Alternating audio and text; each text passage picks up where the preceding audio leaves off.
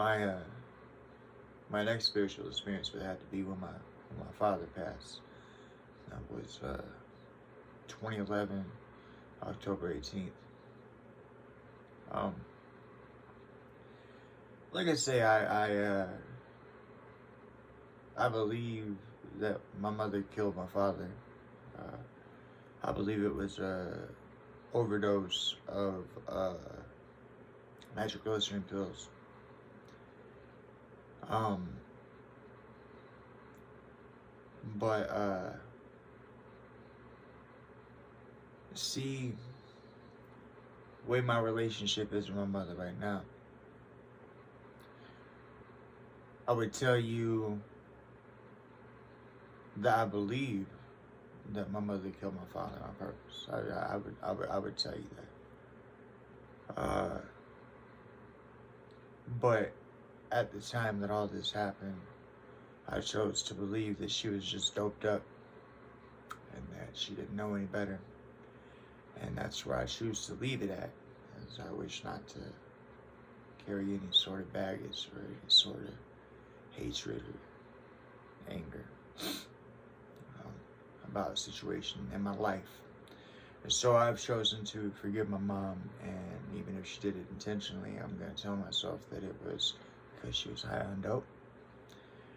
And because for the rest of the time, I mean, prior to that, my dad had been sent in the hospital because I had taken him in for something else because he was dying then too. You know, I had taken my father had almost died several times before he finally did die. My mama always fought me about me taking him to the hospital. And so, but each time I did, it saved his life.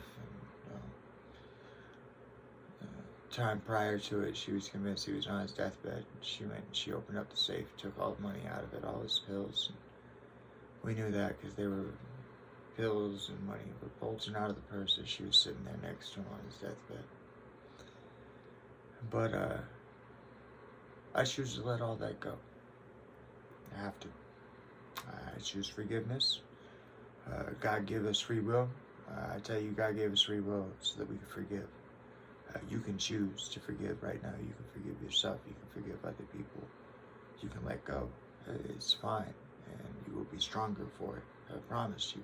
You may think it's weakness, but it ain't. You forgive. You will find the strength. You won't carry that shit around with you.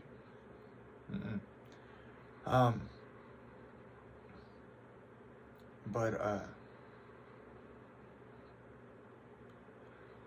my father had died, and for a long time I didn't sleep, you know.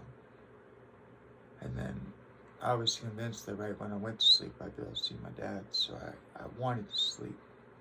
I wanted to cry. I tried to force myself to cry, and I couldn't do it. I just wanted to get it over with, just shed it, you know, crying, get it done with, but it wouldn't happen. And I wanted to sleep, but that wouldn't happen. And then when I finally did get to go to sleep, I didn't see my dad for a while. And, I now understand why that is. I'm not going into that here. It'd be tied in with a different spiritual experience I had, but I don't care. I'll give it here now.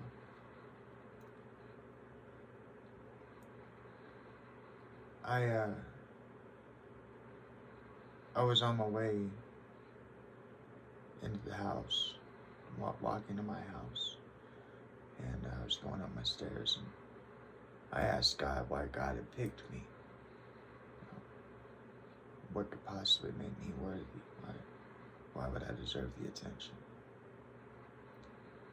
And like I said, skipping ahead a little bit, but God told me I never had a family.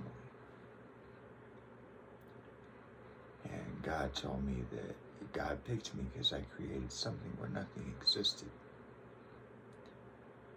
And I thought, what are you talking about? I had a family, and I've never created anything.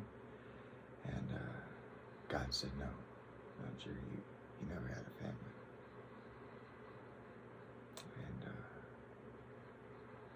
God revealed to me that my family never loved me. And God told me that my family had tried to kill me. And like, I knew that the car accident had happened. And I always had suspected that it was something not right there. But again, I always told myself that my mom was just high on pills. They were always high, so it was just one of them accidents. But God told me that my parents had tried to kill me several times. And God then led me to call my Aunt Shelley, which it did.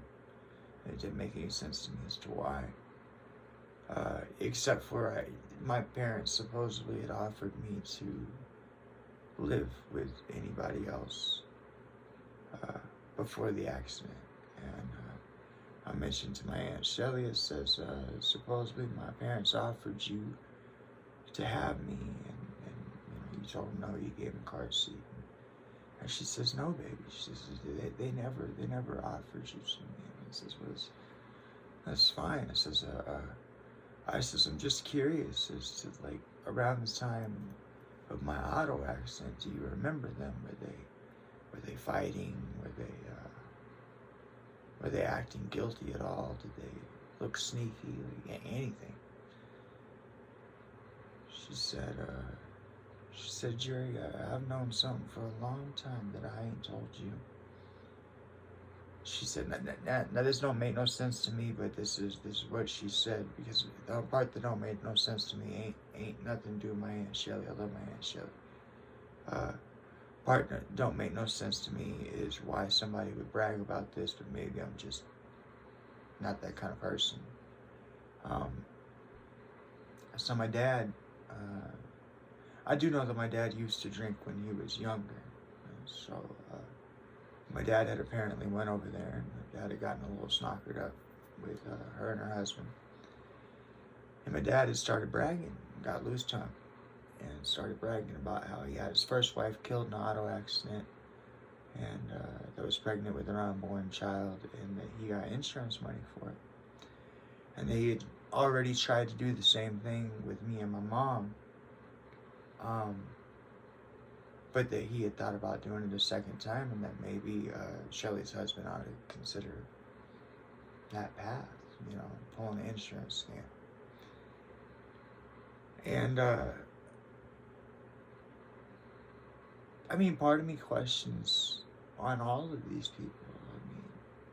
Everybody come out of the woodwork all of a sudden. Everybody said, oh yeah, oh no, yo, I got a story. Oh, I got a story. Oh, I know this. Oh, I know that.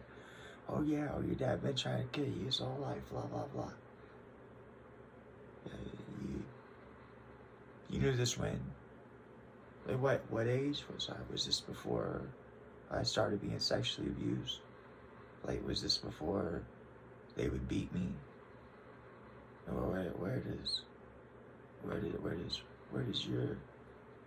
where's your thought process in that, but nonetheless, I love them all.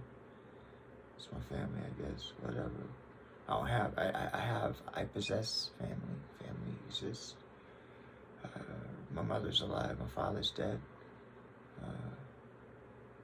My mother recently pulled some stuff, my mother and my grandmother, that caused rift between me and my mom's side of the family, and that's fine. I'm good without them. I never had family. A couple times I've tried to reach out, my hands got burned, so ain't trying again. Burn me twice, we good. Thing about me, y'all, is if I love you, you can hurt me a million times. You can hurt me a million more. You can walk on me. You can stomp on me. You can whatever you need to do. But you will not break my heart. And if you break my heart, you only get a chance to do that once. Life is too short. So, goodbye to that side of my family.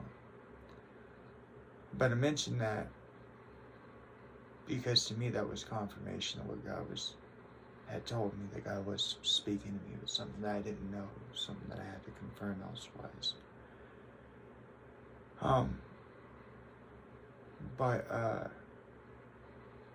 So for a long time I was mad at my father because I had tried to get him to respect me. I'd idolized him. I put him up on a pedestal like I think you're supposed to. And then that was when I communicated with God some more, and that was when it was understood to me that it had been withheld from me.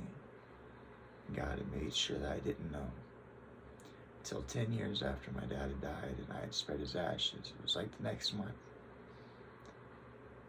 I cried like a little girl. No offense to him.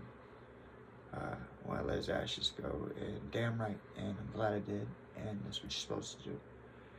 And let him go in 3 different places: Crow Creek Mine, Arctic Valley, and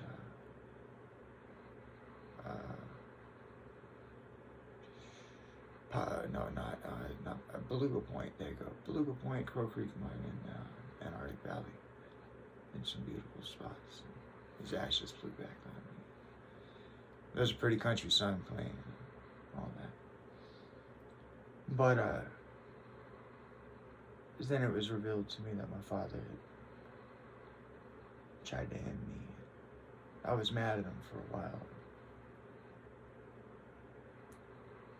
The reason I'm not mad at him, the reason why I've forgiven him, and the reason why he has a place of respect on my altar is, you see, nobody would ever ask to be shackled to the person that wants to kill them, and to love that individual, and to put them on a pedestal, and to want nothing more than their respect and admiration. Nobody would ever ask for that. And nobody would ever ask to, and I always say this, I don't do it to ego myself, it's not like that, it's just to paint the picture. Nobody would ask to be like Samson with this rock, this immovable rock, this boulder, pushing up an unsurmountable mountain. And that was me trying to earn my father's love, respect, and appreciation. That was never possible. It is beautiful because he had mine, and I did everything I could to earn his. And that's what you're supposed to do. And I treated my father the way I was supposed to, and I honored, respected, and loved him. And just like I forgive him now, just like I respect him now. Okay? But the reason I respect him now is different. And that is because having the weight of an immovable boulder in an unsurmountable mountain is what made me. Is what made me be me. Is what gave me the life experiences, the choices, the voice that I have, the everything. My father done a good job. And so now I'd like to share with you what my actual spiritual experience of my father was. And that is, he come to me. There's a reason why I told you the story first. He come to me, and he didn't say anything. He didn't say anything to me, not one word. And his eyes were black, not black like hollow, but I don't actually remember his eyeballs, but his eyes were black like he had been crying. Like if you cry so much that your eyes get baggy and they get black, like somebody punched you in the face. And for a while I thought it was because he had been an organ donor and they had taken his eyeballs. But I remember when my father died, I prayed and I begged God. I said, I don't care what my father's guilty of. I said, it doesn't matter to me. Let my forgiveness be what needs to be for him to make it. And he didn't say anything to me because he couldn't. And his eyes were black because he had been crying.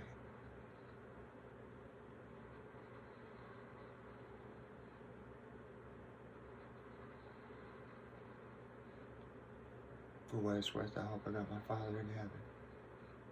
For what it's worth. Alright, so now I'm gonna hit y'all with my business plan, right? So, I mean every bit of what I'm saying. I'm technologically illiterate, so I don't know if there possesses a way for a account, and of course I'll be expressing that to my bank and to PayPal. That's the only people I'll take any information from. But I don't know if there possesses a way for an account to be viewable to the populace without being touchable. I don't know, so I had to figure that out. But this is what I'm promising, this is what I'm planning, this is where the goal is, okay? So I have lots of things I want to do. We're going to name off 2 of them in this business plan, and we're going to start ourselves a model for how we can change the world, just with me being on this simple YouTube channel and you hitting the donate button. All I'm asking for is $1. Hear what your dollar gonna do real fast before you judge me. So, when you give me $1, okay, so you're gonna hit that big red donate button.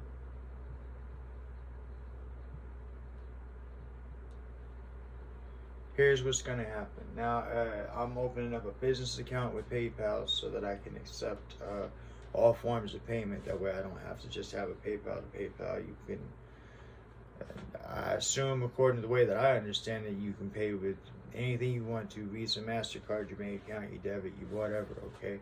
I chose to use PayPal. I understand there's something about some sort of percentages, whatever. I don't care. I want you to know that you are safe in opening up your wallet to me. And I want to make sure that's done through the most reputable that I know of, which is PayPal. Okay, I could be wrong, but it appears to be, when you say online banking or internet, I think the word PayPal. So there you go. So that red donate button is going to put whatever you donate to me. All I'm asking you for is $1, but I'll make it so you can put more if you really want to. But just thank you.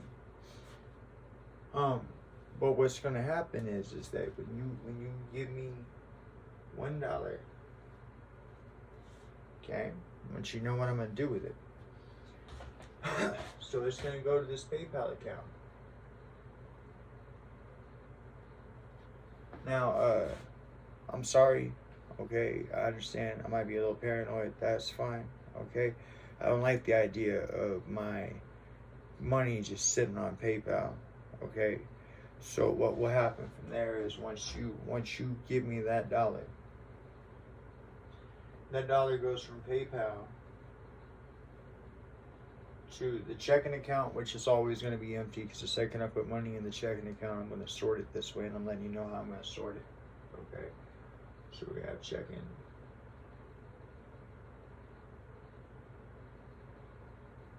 Okay, and then we're going to have savings.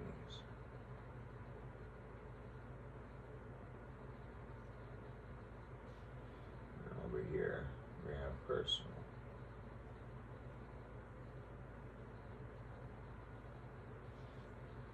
I don't want to lie to you guys. I'm being straight up with you guys. This is how I plan on doing it. Okay. So, number one, when you donate me $1, it's gonna go to a PayPal account. Okay. That $1, what'll happen is that right off the top, okay, while it's still in the PayPal account, I'm going to use 33% of that $1 right off the top to advertise my videos, my content, my everything. I'm going to use that 33% right off the top for that. That way I can get these videos pushed in other places other than just YouTube. That way I can move things forward here, because I have a goal here. So, but 33% of that $1 is going to come right off the top, okay? Then, with the leftover amount, so the remaining 66%, okay, is going to come down here. Now, I'm not even going to write a figure, because this is how my banking is going to go, so you guys know. when it goes into my checking account, okay, I'm gonna put 66% of what's remaining that comes from my PayPal over here for taxes. Okay, I'm gonna pay 66% of my taxes quarterly. Okay, even if it overpays, I think you can gain interest that way, and if that's the case, that works too, because it'll keep this ball rolling faster. Okay, but I'm gonna pay 66% to my taxes. It's gonna sit in a savings account until I pay quarterly every year. Okay, 33% of that is gonna go right over here, right? So, well, I guess it'd be, well, no, I'll leave 1% in the checking account. So 33% of that is gonna go of what comes from PayPal, right? So 66% is going to go to my savings for taxes. 33% is going to go to my checking for my own personal living. Okay. Now I want to tell you what I'm planning on doing with my own personal living portion of this. That way, all this will make a little sense to you, and maybe it make a little more sense to you as to why you want to give me that dollar on that PayPal, if you choose to, and if you're in the place to be able to. Okay, and that's this right here.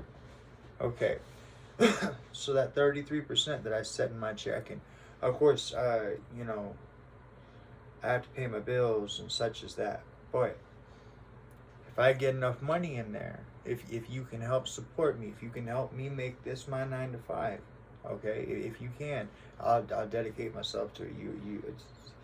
There might be a day or two lapse here coming soon, because I've just hammered at this. I built this thing, and then I've been hammering and teaching myself all these things. I still haven't even figured out how to put these videos to YouTube, but I know that I'm getting the film taken care of, and then as soon as that's done, then I just got to set up the PayPal account, which I'm talking to you about now, and set up a figure out how I can even post these videos on YouTube, because I don't know that yet. But when you give me that dollar, and I put 33% to advertising initially, and 66% of that comes from my PayPal account to my checking account, right? And 66% of what comes to my checking account is going to go to my savings, and 33% is going to go to my my actual what I live off of, right? I'll leave that 1% in there for emergencies, or in case we want to splurge on the on doing something for the channel or something like that. I don't know, okay? But what'll happen here is this right here, is I'm gonna take that 33% and I'm gonna buy real estate.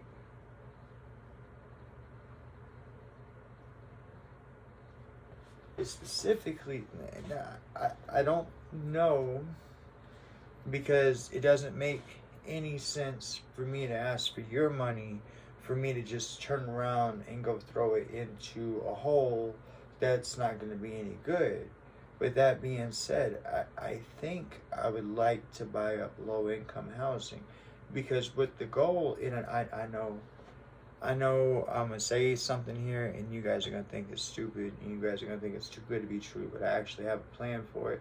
It could work if we work together. It's up to you. It's a button push. It requires you to give me $1. It's up to you, okay? But this is what I'm trying to work out with you real fast, okay?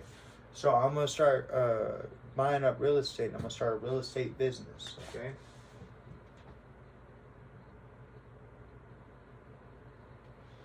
Now, if you give me your $1, like I say, these things will go this way. This will be 33% goes, you know, like I said, I pay my bills first and all that stuff. And when I can afford it, I will invest in real estate. And I'll put videos on here, that way you guys can see that I'm doing the thing. I believe in holding myself accountable, so you guys will be able to see this all the way from me starting here in the shed to the whatever this ends up being, okay?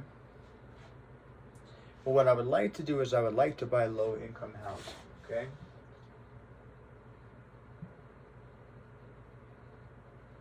And there's a reason for that, and it's not anything judgmental. It's not, okay? So, I want you to understand something, and I don't know that you will, but I'm going to try to give it to you. Okay. So, when it comes to business, you can file what are known as losses. Okay? And I want you to understand that real fast. So, you hit the dollar, okay? 66 gets set back for taxes, and then whenever everything gets returned, that money will go right back into real estate for buying low-income housing is what I'm hoping for.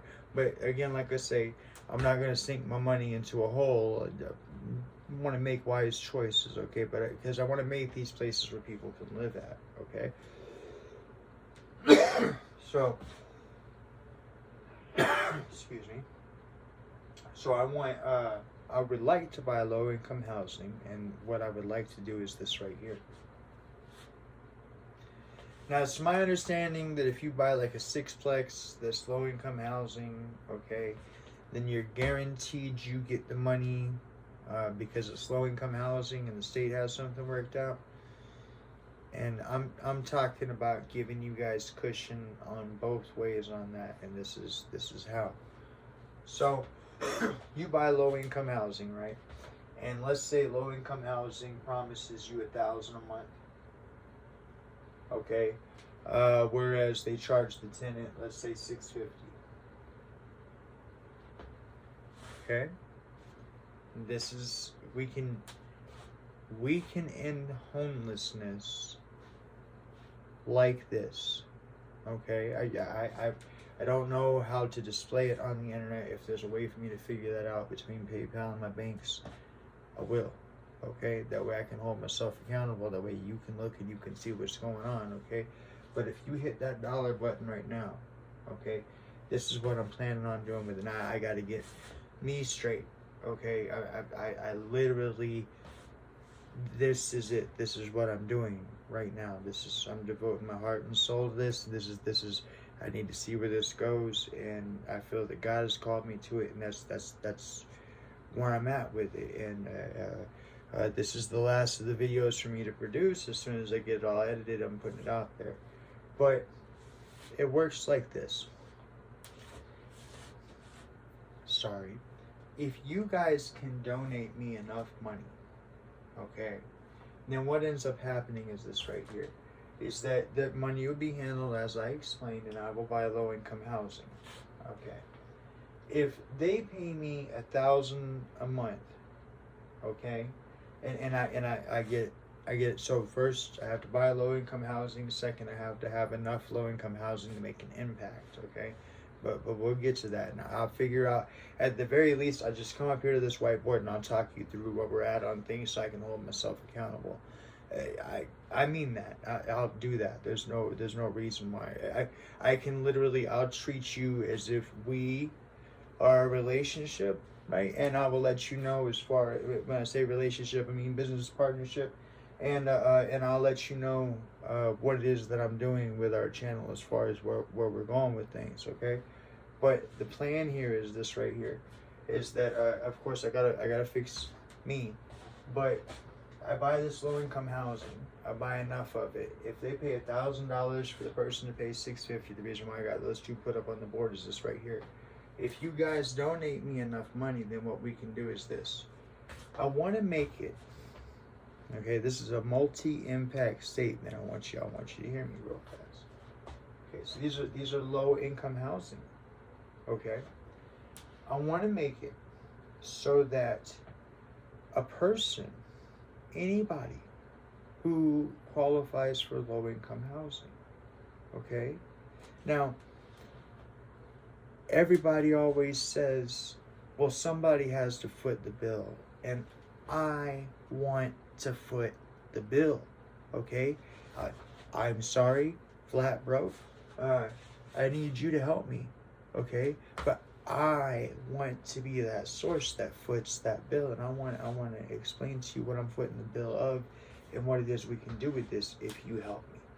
Okay, so if you donate me enough money and I get enough low-income housing and I get enough of them, okay, then this is what can happen. I want to make it so that a person only pays rent once every quarter. Okay, So that's once every 3 months, okay? A person would actually pay rent once every 3 months. Now, here's what I mean by that. So this is all things are double-edged, but this is a good thing, both sides, okay? So number one, when the state pays me $1,000, when the person's only given $650, the state is bumping me up $350 per person, okay, or per rental unit, okay? So if I make it so that a person only pays rent once every quarter, so once every 3 months, okay, then what ends up happening is that 2 of those months the state don't pay me $350. So now your taxes are more effective. That's one thing. But then the other thing is this right here. Now you as the person renting, okay, you still have an obligation of $650.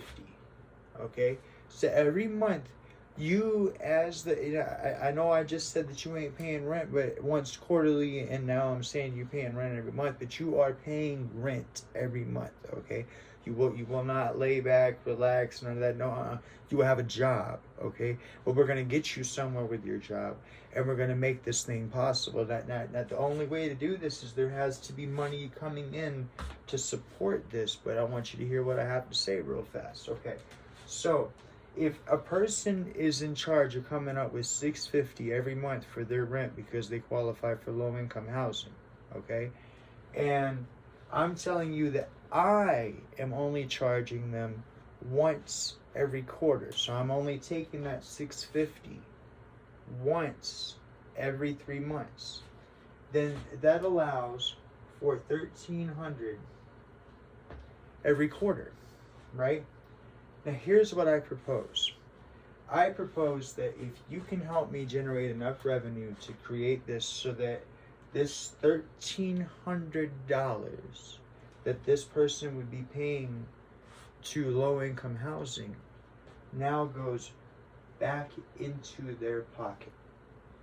Okay? Now, why would we do that and how would we do that? Let me explain. So this $1,300, before it goes back into their pocket, because it's going to go into their pocket. It is their money. But first, it's going to pay for 2 people, okay? I want every person who has to pay rent to have 2 people in their life. You know what that is? I want every person to have an accountant, right? And I want every person to have a therapist, right? Now, I know you're thinking to yourself, well, why on earth would I want an accountant or a therapist, or why would I sign up for having an accountant or a therapist? I just go rent somewhere else, and that's fine. You can still rent from me. You don't have to be part of my little game here. However, at the same time, what that equals out to is that if you choose not to be part of my little game, I'll take my $650 from you every month. Thank you kindly, okay? But if you want to play along here, then this is how this works. That $1,300 will be able to pay for you an accountant and a therapist, okay? So there are 2 people in the world that are guaranteed to give a damn about you because somebody's paying them money to do so, okay? Now, $1,300 don't sound like a lot, but over a period of time it will be, okay? But number 2, if you have an accountant managing your money, they can make sure that they pay themselves and the therapist, okay? Number 3, if you're a person with a substance abuse addiction problem or some sort of a drinking problem or something like that, you know you have a tendency for benders or whatever, you're not going to be able to get a hold of that money from your accountant without your therapist, okay? Okay, so now you have an actual, real, responsible $1,300 every quarter of the year, okay, that handled properly by an accountant and therapist will be used responsibly in your life. So if you have child support to pay back, if you have overdue taxes, if you have bills to pay, these 2 individuals are going to make sure that you pay them. So that way we have forward movement in your financial future. Do you understand? Okay? And so eventually, as you fix all these things in your problem, In your situation, this $1,300 gets set back and set back and set back, either A, for you to buy a home, B, for you to do something with your credit, or C, to move into a better place, whatever it is that you want to do. Eventually I will have better homes that I buy as part of this, as this thing keeps on going. But what I need from you, my business plan, it all hinges on you. You got to hit that donate button. You got to give me at least $1. All right, it's $1, okay? That's what I'm going to do with it. 33% of it's going to go towards that, okay? I'll make my money off of, I won't make any money. That's kind of the point, is that I'll be making my money off of the donate button, off of the 33% where I told you to go, where to come from, right? So I'll live off of that. But my goal, okay, is to buy up as much housing as we can. That way we can get people off the streets. I want you to understand this does a couple of things, okay? So number one, if you get people off the streets, you know what you lower? You lower crime. That's right. When you don't have people on the street with nothing better to do than to have their hands in their pockets and walking down the road, right? Peeping stuff, contemplating, figuring out what they're gonna do, you have less crime, okay? But they don't have a real reason to want to step outside of crime until you can give them a home. And you can't give them a home until you start solving things. And I think this is where it starts at, okay? I think that we can generate enough money to make it so that eventually no person has to be homeless. Now there are people out there that like to be alone, and there are people out there that have their own way of life, okay? And that's fine, okay? That, you know, but for the majority, we can make homelessness a past issue. Now I want to tell you something else we can do. If we get this going good enough, okay, because this can actually generate money over a period of time. It's just a slower clock. And I don't mind doing the slower clock if what we have going here is we're helping people, we're lifting people up, we're better in our community, and we're making things happen. And like I say, that what if for this holiday season, what if you had an accountant and a therapist that had helped you remembered all the little things that you had brought into the therapist, that you talked about your girl, or you talked about your kids, or you talked about your dog, right? And so you got a person that actually gives a damn about you, listening to you, help you figure things out, right? But then you also got an accountant to make sure that you set back enough money. How would an extra $1,300 have helped you this holiday season, right? And what if you could provide that to the man who qualified, the man, woman, family that qualifies for low income housing, okay? But you can. And it's right here, and this what I'll do with it. I'll like I say, when I make a move, I'll check in with it. I don't, you know what I mean? The second I go to buy a house, and I go to get some low income housing and whatnot, what I'm doing with it or whatever, I'll let you guys know, okay? And I'll let you guys see what's happening with it, and what's going on, and they'll know that it's as a result of Defy Yourself, the channel that we got right here, okay? But it all hinges on you donating that $1, and that's up to you. But that's what I'm doing with it. That's my business plan. I believe God called me this, like I say, so I already know. But nonetheless, though, thank you very much, and you guys have been a joy to host, even though I know y'all been talking to me. I've been talking to you, and y'all take care of yourself. All right, later.